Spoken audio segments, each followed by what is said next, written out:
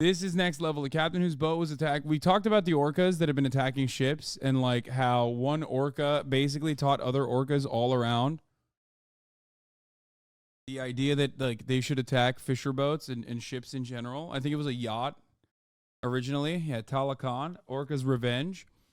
And it turns out it's happening. Obviously we're Team Orca here. Orcas rise up. I don't like fucking around in the water anyway. So this is very easy for me, okay? It's incredibly easy for me to avoid these motherfuckers because I don't want to be in the water to begin with. So here we are. Orcas are fighting, and they're fighting back, and they're fighting big. This captain whose boat was attacked by the orcas off the coast of Spain got footage of them going directly for the ship's rudders.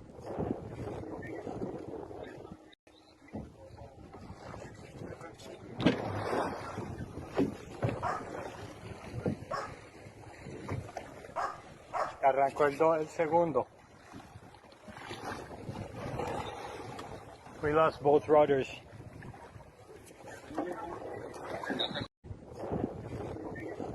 Even the orcas are protesting. I hate Newsweek now, but you should all see this. It didn't take them long to destroy both rudders, he said. Looks like they knew exactly what they were doing. They didn't touch anything else.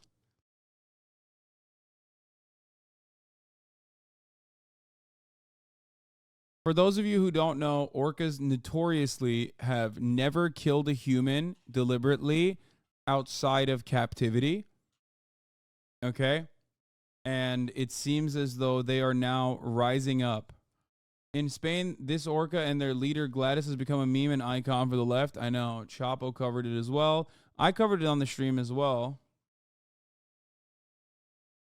Avatar is literally real. The organization treaty has been broken. War has begun. Ironic because, like, we have orcas memes in this community. We've memed about orcas a lot in this community. Like, a lot. And how, like, orcas are fucking brilliant and shit like that. You think we're the only species that goes through trends? Think again. Orcas do too. And right now, it's very in to damage boats in Europe. Orcas are highly social animals, and they pick up on... I was an orca skeptic. That's true. And now I have changed.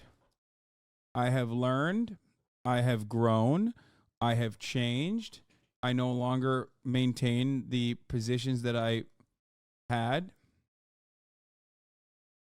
where I am a firm believer in orca supremacy, and I think that they're better than humans. Behaviors from each other. They do it for a while, and then it just stops. Like a trend. The most famous trend was in 1987. Some orcas in the Puget Sound started carrying around dead salmon in a way that kind of resembled a hat. 2 other pods started doing it, and then they just stopped after 6 weeks. A year later, some of them tried to bring it back, but it was done. And now, orcas in Europe are damaging the rudders of boats, just trying to rip it off. Some scientists think it might have to do with the propeller, that the orcas like the water pressure coming from it. So when it's off, they get frustrated and attack the boat. That's just a hypothesis. Now we'll have to wait and see when this trend is over. You think we're the only species that goes through trends? The government trying to take our guns. The conspiracy to let the orcas advance on the Eastern Front. We need to keep our guns unless we all want to end up in the camps. It's funny that you say that because, like, I don't think that you'd be able to do shit to orcas with, like, regular conventional small arms. You know what I mean? You'd have to fucking... You'd have to shoot them a lot.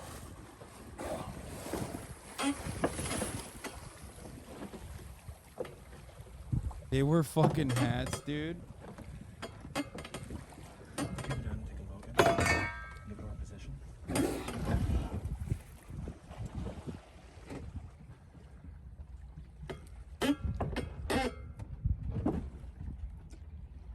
Oh, for the record, orcas are also incredibly devious and incredibly evil. For those of you who do not know, they are fucking monsters, okay? They toy with their food notoriously. They, like, oftentimes will hunt to just maim, not to eat.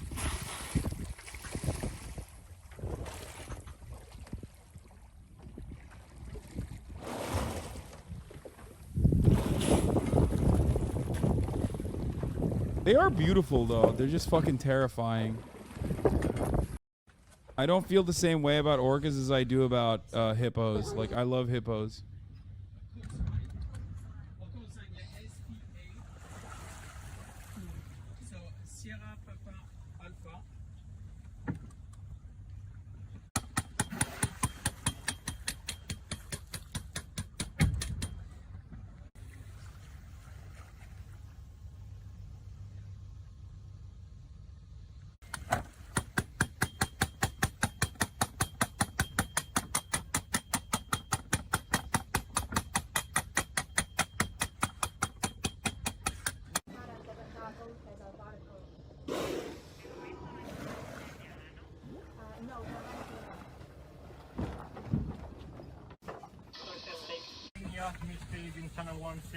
We need assistance immediately. We need assistance Orcas, or killer whale. We are sinking.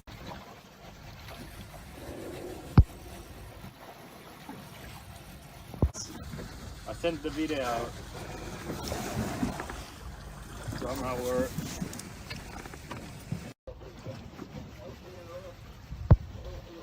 This bioscope is doing an amazing job. This electric one that I got like just in case. This is fucking terrifying. Hassan's nightmare situation, dude. Yes. No, I think I'm more afraid of octopus though. Like octopi.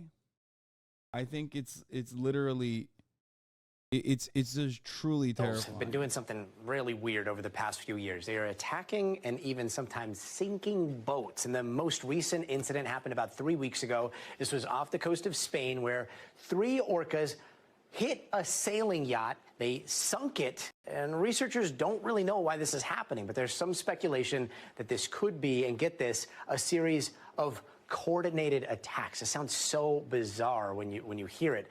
But joining us now is Jeff Corwin, a biologist and host of Ocean Treks with Jeff Corwin. Jeff, so 15 of these incidents between orcas and boats off the Iberian coast in 2020, is that a lot? How uncommon is it for orcas to come across and interact with boats this way? Uh-oh, somebody woke up. I'd say this is some pretty extraordinary orca behavior. These are incredibly intelligent creatures. They learn, they adapt, they discover, and they change their behaviors. They also have all the emotions that human beings would have. They have joy, they have fear, they have malevolence. They're incredibly complex social creatures. And in this case, Gotti, is what we're seeing is a very novel learned behavior. But the question is, why are they attacking these ships, these sailing vessels?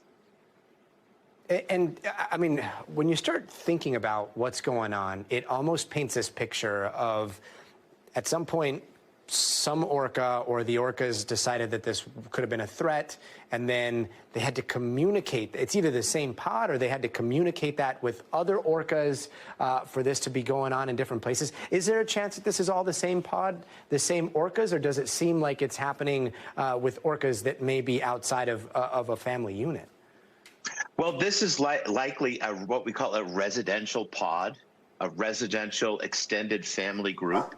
And this is a behavior, just like human beings, is through trial and error. It's through learning and through discovery. And what is likely is one orca is teaching another orca, likely a mother teaching its calf, this behavior. Now, there's 2 theories to why this is happening.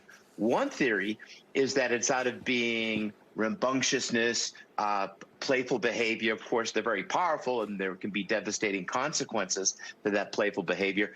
But the other is that it's because of a traumatic event. There's one female orca in particular, and one theory is that maybe she was injured. She had this traumatic event, and now she takes a sailboat as a threat, and she's taught this defensive, then offensive behavior to other members of her pod. Yeah, and it's crazy because orcas, I mean, I grew up watching Free Willy, so it's very easy to anthropomorphize what's happening. No, like orcas are literally one fucking type of animal that you can anthropomorphize, as far as I understand, because of how fucking intelligent they are. That's precisely the reason why it's additionally fucked up to enslave them like they do at SeaWorld. Like, it's... Not to get all fucking PETA over here, but I mean, it's like more intelligent than it's significantly more intelligent. It's more intelligent than a fucking pig, right? And pigs are pretty fucking smart. I mean, they're smart like a 4-year-old, whereas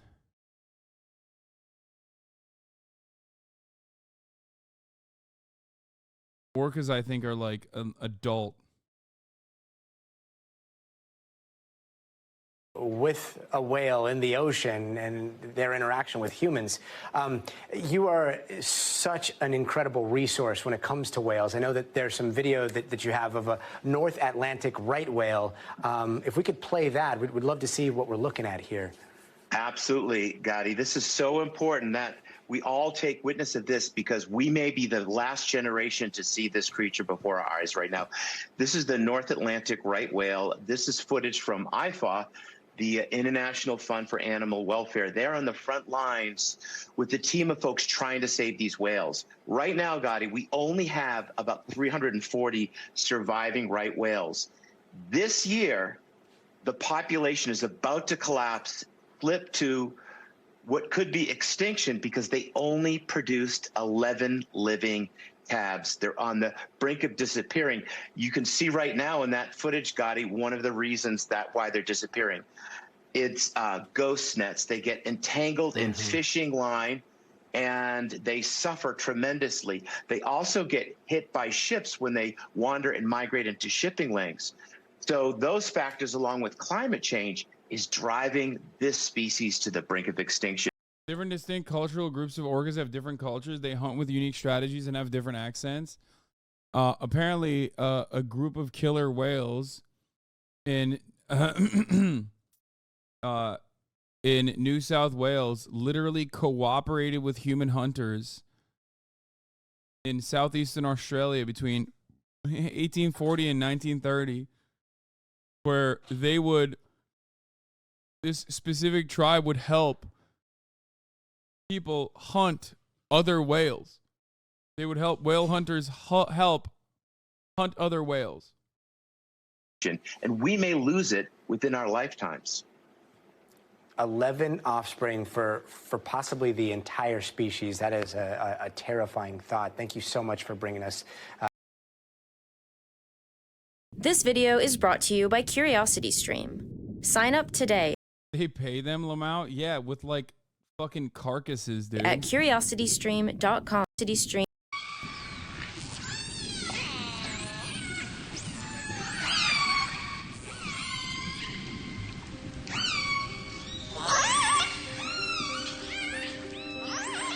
In every ocean in the world, from coastal shorelines to the tropics to the poles, to the endless deep expanses, live the most widespread creature in the world after humans.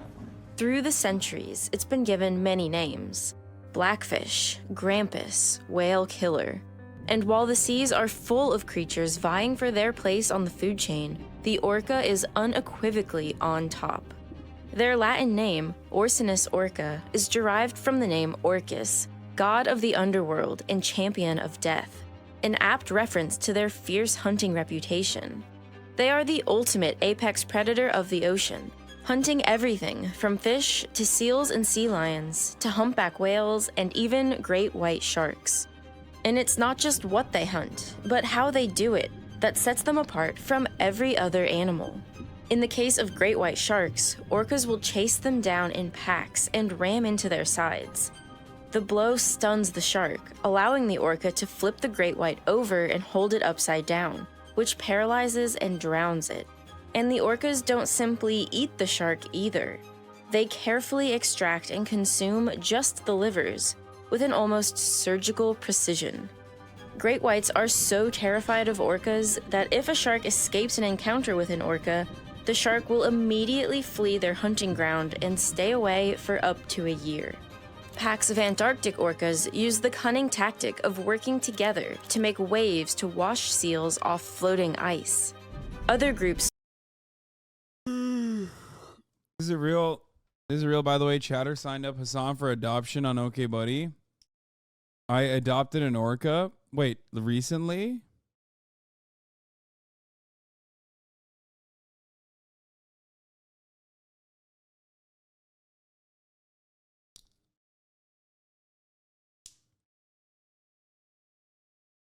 Bro, I can't take care of this fucking Tibetan Mastiff Chow Chow mix. How the fuck am I gonna take care of an orca?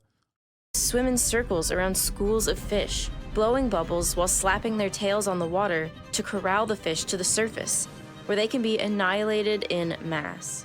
They have been seen to coordinate hunts between as many as 50 individuals, and are constantly innovating new, often terrifying hunting methods. Hunting strategies like this have entranced scientists for years because of their apparent military precision. How are orcas able to communicate and coordinate such complicated concepts? How do they come up with so many new ideas and implement them so effectively? While many of these answers are still being uncovered, research is starting to get inside the minds of orcas, revealing just how powerful the orca collective can be.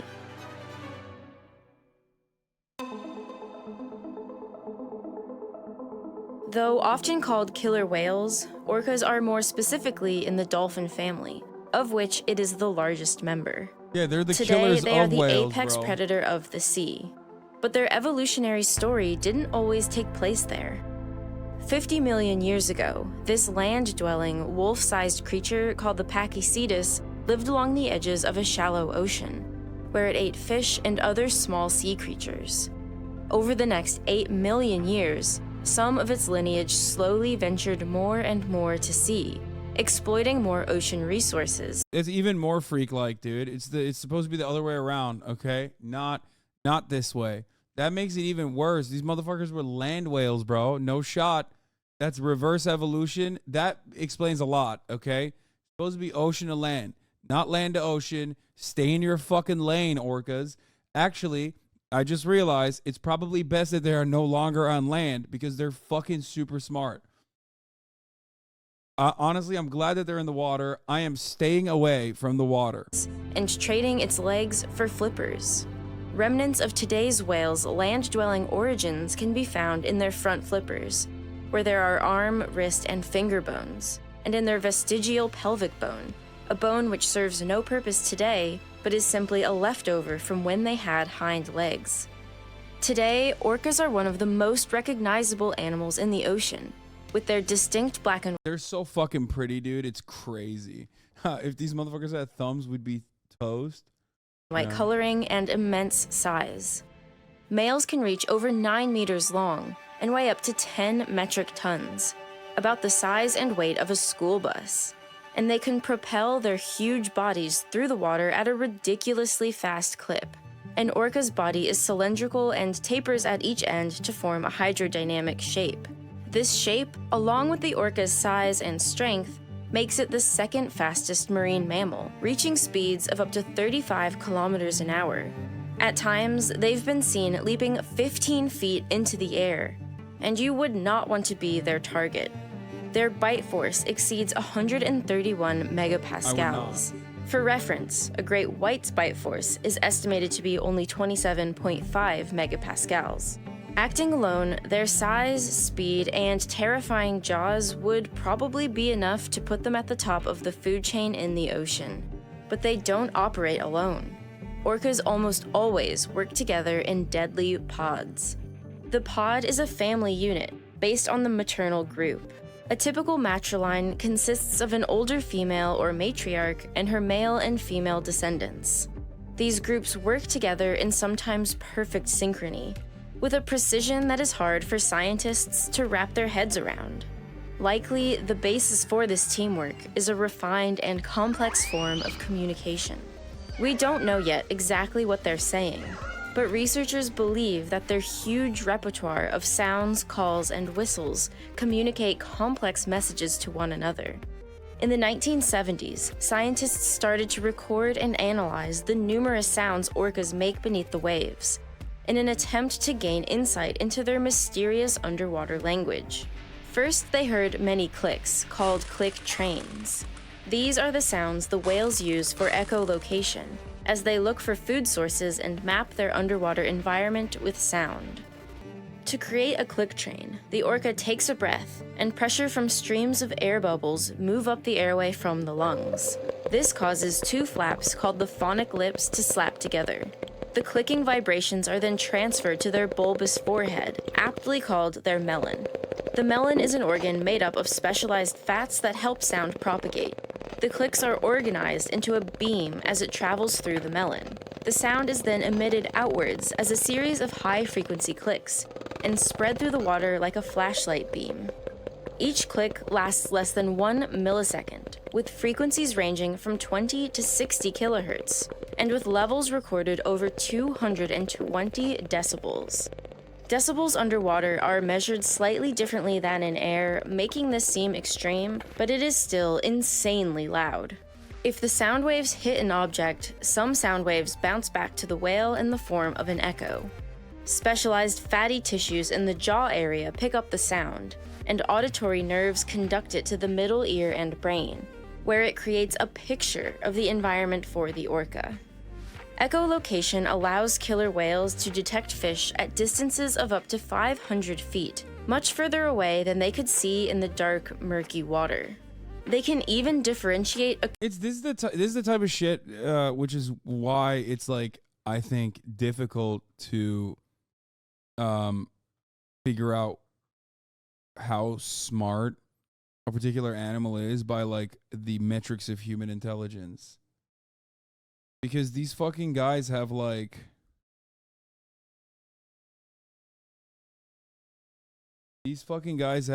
so much more. Like they have so much more skill.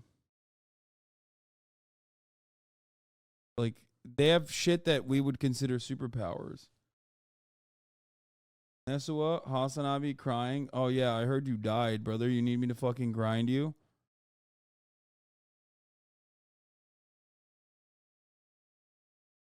You need my help, Nesua? I'll fucking help you, bitch. You want me to help you, dude? I'll tank for you. Acoustic signatures of different swim bladders of different species of fish to ensure they get their favorite kind. I'll boost you, Ness. Killer whales in the North Pacific, for example, prefer to eat almost exclusively Chinook salmon, whose range exceeds 15,000 square miles. This huge area is occupied by hundreds of other species of fish, including 5 other species of salmon, whose populations are often far more abundant than the Chinook salmon. But yet, the orcas can pinpoint and hunt down. I just want to point out that I fucking finished the hardcore campaign, and I went inactive for, 24 fucking hours, and the gapers are falling apart. Nesua died. Kaboom died. Ammo died. What the fuck is going on? Just the fish they want. Their echolocation Nesua is laughing at you. He's already higher level than you. I'm just saying, dude. is astoundingly precise. Next, researchers focused in on a different sound the orcas were making: whistles. Whistles are high-pitched, show a high degree of directionality, and are highly modulated, and as a result, they don't carry far underwater. Whistles are narrow-band tones with no or few harmonic components, at frequencies typically between 1.5 and 18 kilohertz, and durations up to 12 seconds. They can even extend into the ultrasonic range, with frequencies ranging up to 75 kilohertz in some populations.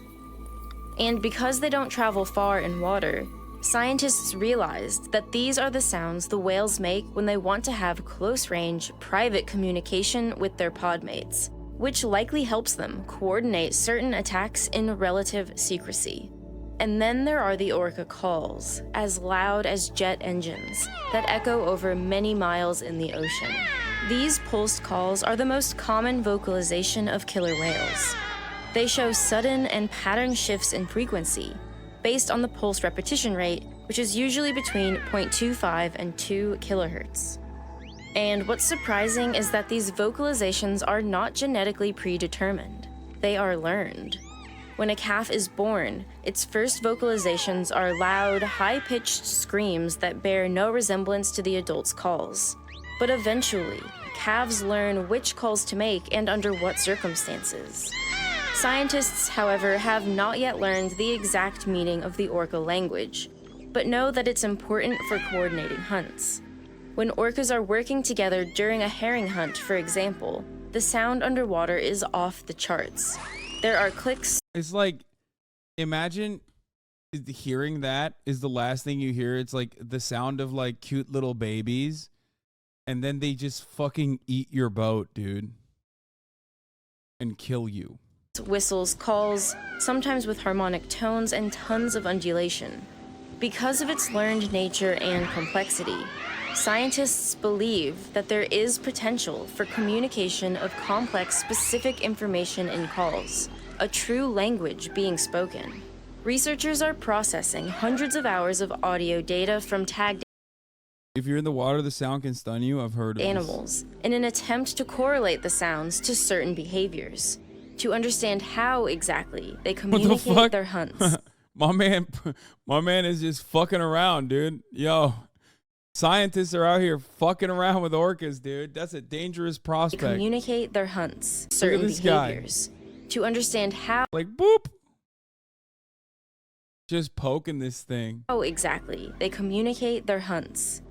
Using artificial intelligence, scientists hope to one day be able to literally translate whale language into ours, perhaps even allowing us to converse with another species. Recently, an AI was developed that can translate one human language to another without help from a Rosetta Stone or key.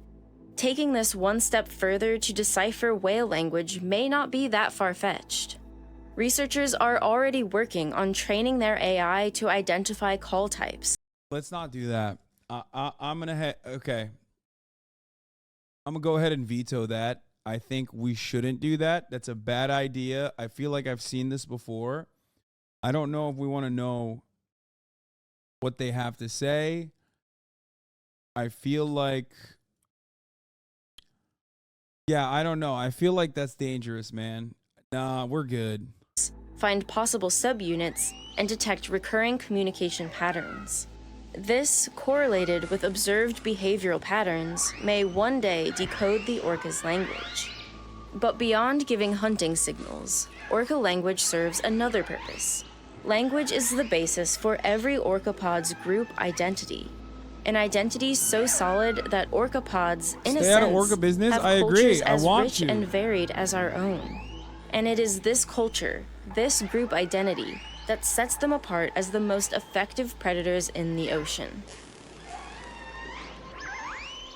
Though many pods of orca often live in close proximity to each other, they can lead wildly different lives. A type of pod called resident pods live in relatively predictable locations, largely around coastlines, such as the well-studied northern and southern residents off the coast of British Columbia. These are the most common types of orca, and many pods of resident orcas can live near each other, not exactly living and working together, but on occasion interacting. These pods typically have an average of 14 members, but up to as many as 50, and they typically hunt fish. But then there's another type of orca, called transient orcas, that are far more rare. These elusive and mysterious whales occur sporadically in unpredictable locations, often staying submerged for much longer than residents, hugging the shore but staying out of sight.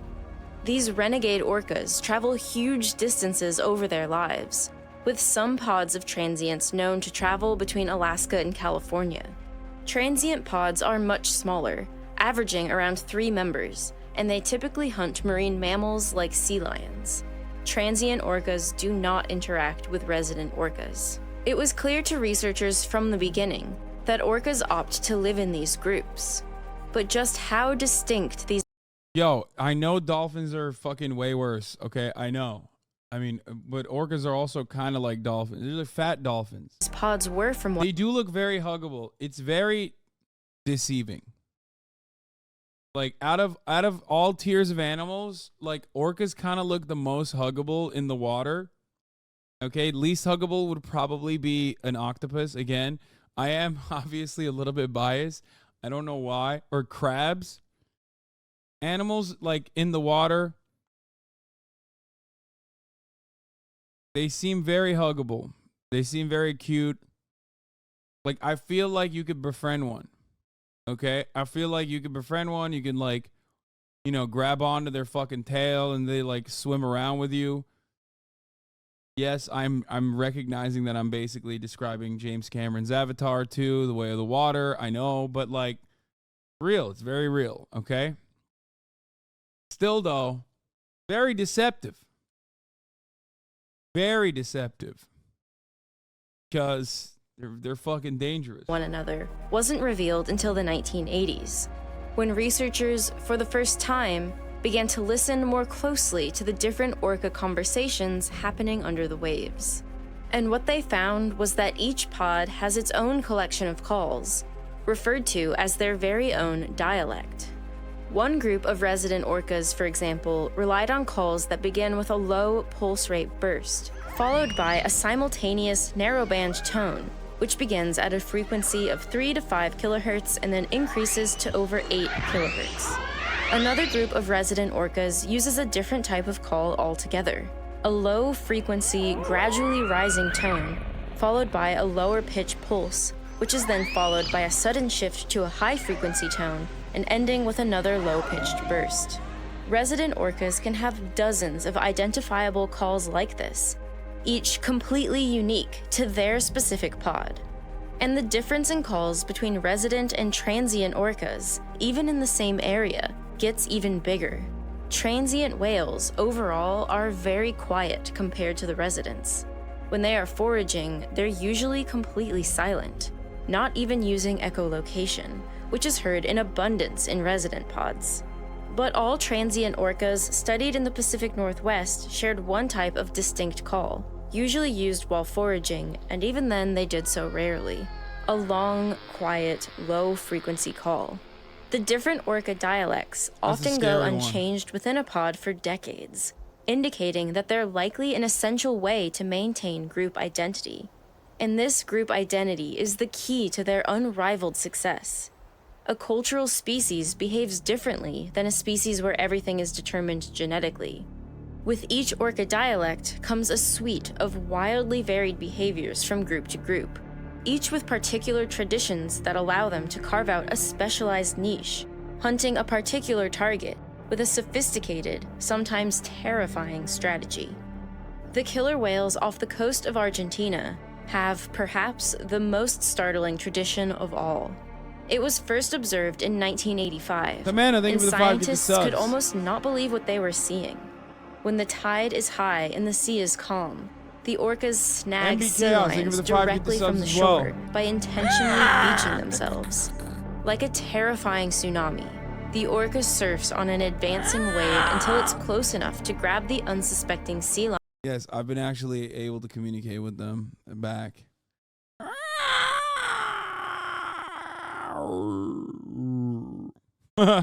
Kaya fucking heard me.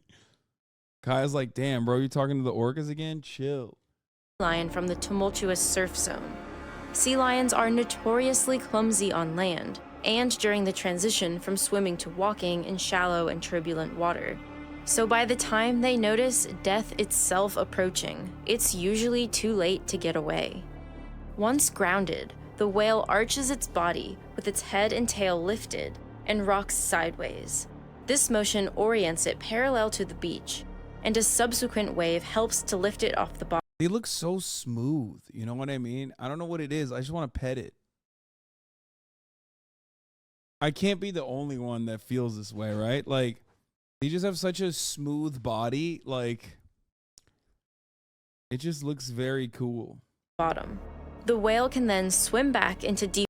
You want to smack it and go, that's a big boy. You know what I mean? Or girl. Just slap it. Deeper water, carrying the prey in its mouth, where it will eat it or share it with its pod. This intentional beaching technique is a tricky maneuver.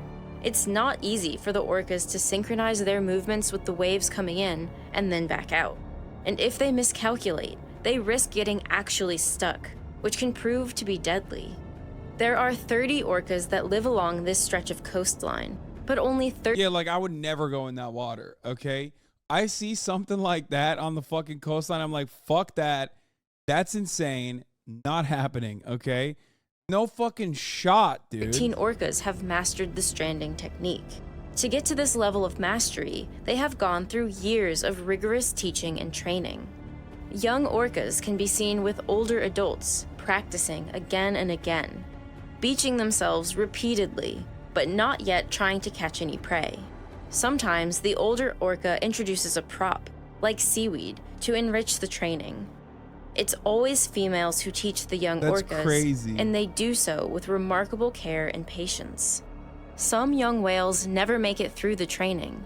The feeling of going aground and the feeling of their entire body weight out of the water freaks them out enough to never try again. Only a few ever get the hang of it. The young orca's first attempt to catch live seals might not happen for years. And when it does, they still need the assistance of an adult to return to the water with their prey. This shows that learning hunting techniques needs a high degree of skill and requires high parental investment to reduce the associated risk.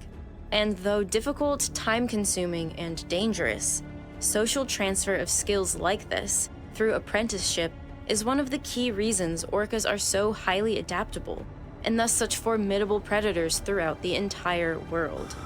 The culture in groups of orcas is so profound that scientists even believe that orcas are the only non-human organism whose evolution is driven by it. Just as some humans have evolved to tolerate lactose, for example, as cow milk became increasingly introduced to our diets, orcas too From are the evolving steppes, due to baby. their choices and traditions. Transient orcas are even so distinct from resident orcas that scientists believe it's a matter of time until they become their own species. Not because geography separated them, but because culture did. But there's one more key ingredient, without which none of the orca's complex culture would be possible: the orca's giant brain and incredible intelligence. Orcas have the second biggest brain in the animal kingdom after sperm whales. It weighs in at a whopping 5.4 to 6.8 kilograms. But exactly how brain size translates to intelligence is not straightforward. Scientists have found that while absolute size is important, its size relative to the body is more so. The larger the brain is relative to the body, the more brain weight might be available for more complex cognitive tasks. One measure, called the encephalization quotient, or EQ, tries to measure this ratio and is used to convey how small or large a species' brain is compared to other species with a similar body size. And orcas are near the top of the list. Humans have the largest, with an EQ of about 7.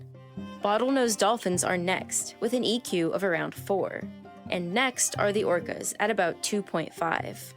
But beyond this impressive brain-to-body ratio, compared to other mammalian brains, the orca brain is, in many respects, highly unusual, because it has extremely pronounced wrinkling and folding in the cerebral cortex. Damn, the average brain of a fucking 9-month HasanAbi head is like so smooth.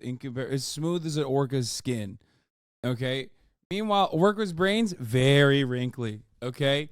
Very wrinkly. This wrinkling is called gyrification.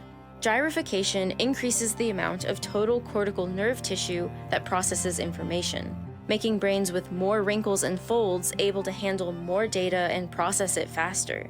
Cetaceans, the toothed whales and dolphins, have significantly higher gyrification compared to land mammals. The gyroencephaly index for humans is 2.2. For bottlenose dolphins, it's 5.6. And for orcas, it's 5.7, the most gyrified brain in the world. Yet perhaps the most fascinating structure in an orca's brain is its extremely developed insular cortex. The insula is involved in consciousness and the regulation of emotions, like compassion, empathy, interpersonal experience, and self-awareness. This means the orca may be emotionally intelligent in the same way we are, aware of the feelings of others, and aware of its own existence. And this may be the ultimate measure of consciousness in the animal kingdom. In 2001, researchers put orcas to the test, a test to gauge if orcas do indeed have a sense of self, by determining whether they can recognize their own reflection in a mirror as an image of itself. This was done surreptitiously by marking the black part of its rostrum with white ointment and the white part with a dark green ointment, and observing whether the animal reacts in a manner consistent with it being aware that the dye is located on its own body.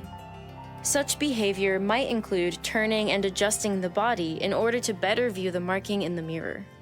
And the orcas in the study not only noticed the markings, but seemed to be completely fixated on them. They had spent time in front of mirrors before, but with the markings seemed to not be able to look away. They blew bubbles at their reflection, bobbed their head, and stuck their tongue out. And all these behaviors were unusually frequent and lasted longer than at any time before the markings were placed. While this is not necessarily a sign of consciousness as we know it, Kai has a brain processing power of a fucking average TikToker, okay? She thinks the mirror is magical and that there's another Kaya on the other side. Or another dog in general, because she doesn't know what she looks like. So, she is not as smart as an orca, okay? it is not unreasonable to think that the orca mind works a lot like ours, and that they are capable of high-level thinking and feeling, and can perceive the vast complexity of the world they live in. A highly intelligent, dominant social species, where the young are taught difficult lessons over many years, and where family takes care of each other, it's hard to not see a reflection of ourselves in them. Even though we diverged from the orcas many millions of years ago, they may be our closest counterpart in the way we both experience this world. Okay, this is precisely the reason why when an orca is attacking a ship, it's doing it deliberately and maliciously, and probably for valid reasons. That's the only... After watching this for 22 minutes, that's everything I learned from the story, is that, like, they got emotions that are closely resembling human emotions, and consciousness is closely resembling human consciousness. And they are probably valid in their anger towards human beings. And now they're just fucking starting to kill boats, yachts, specifically the richest ones. Maybe they're like, maybe they literally are like, we know who is destroying the planet. If they start going after exclusively like mega yachts and shit and start fucking capsizing like the yachts of oil industry executives, you know shit's popping.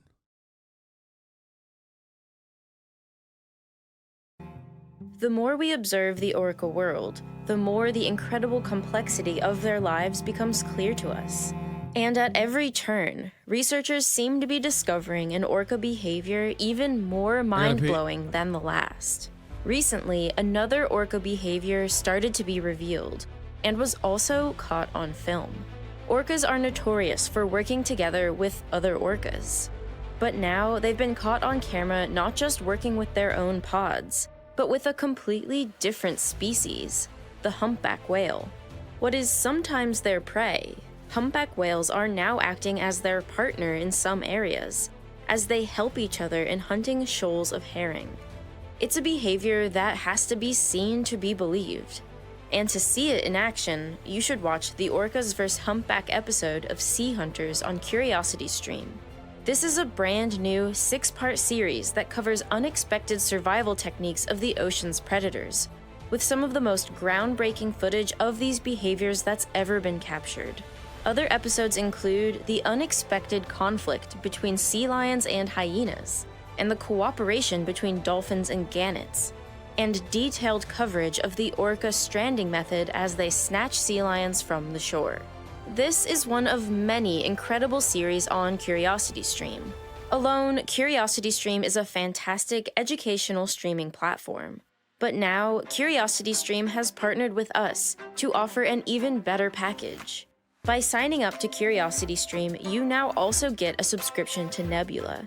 Nebula is a streaming platform made by me and several other educational YouTube content creators. It's a place where we can... Why doesn't a sound do ads like this? Because I'm fucking fake, dude.